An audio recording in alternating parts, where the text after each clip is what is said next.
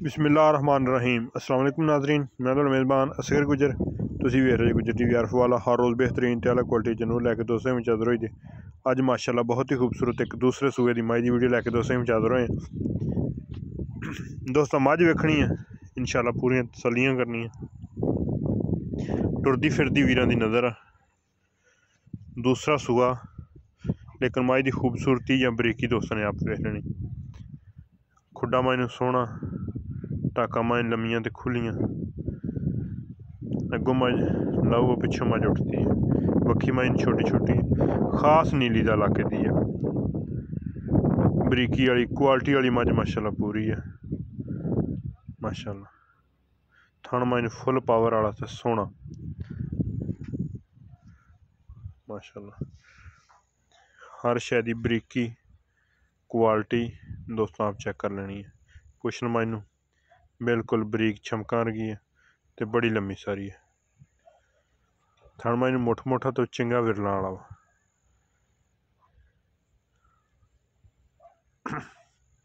सारी मैं शाक वाली धुन्नी कोल दा निशान नहीं। वक्खी माइनू छोटी छोटी है।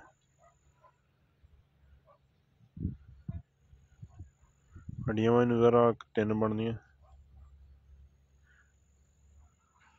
माशाल्लाह। कन्न माइन चंगे वड्डे, हल्की मत्था सफेद थोड़ा जा, लेकिन खूबसूरती ए माई दी कट्टी है। कट्टी दी अक्खां दोवें सफेद आ, पिछले पैर दोवें सफेद आ, हल्का जा मत्था सफेद आ। ए कट्टी है। दुध दी मालक 16 तो 17 लीटर दुध की गारंटी देंदे आ। चराई दी मझ आ, जू छेड़ दी, खास कबूले दे इलाके दी। अगर किसी भी भरा पसंद आती है रबता कर लेना। रबता नंबर 0300 567 3055 व्हाट्सएप ते आई कॉल नंबर। लोकेशन तहसील आरफ वाला, जिला पाकपतन शरीफ। दूसरा सूआ गारंटी ना 16 तो 17 किलो दुध की गारंटी है। 810 दिन की माई सूई है। 7,60,000 माई का रेट है। 7,60,000 रुपये। खूबसूरती क्वालिटी बरीकी मझ को पूरी है। सारी मझ जाता जनमन माई का सिंह थन माई पूरी मुठ मुठ का एडे एडे माई सोना चो खुली फिरती हल जरा मूँह लाया बच्चे तो उस टाइम मझ पसलूंगी है। इंशाल्लाह पूरी असली ते नस्ली है ते प्योर नीली दी है। विच कोई क्रॉस नहीं, कोई कुछ नहीं। खास कबूले दी जू दी मझ 7,60,000 रुपये मझ का रेट है।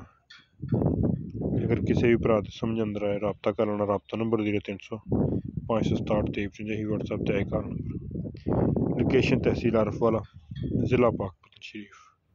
जिन्होंने दोस्तों साढ़े चैनल ने किया सबसक्राइब बंद साढ़े चैनल कर लें सबसक्राइब, ताकि हर आने वाली नवी वीडियो नोटिफिकेशन दोस्तों ने मिल सके। एक अगली तो नवी बेहतरीन वीडियो फिर हाजिर होंगे। उस टाइम तक अपने मेज़बान असगर गुजर इजाज़त। अल्लाह हाफ़िज़।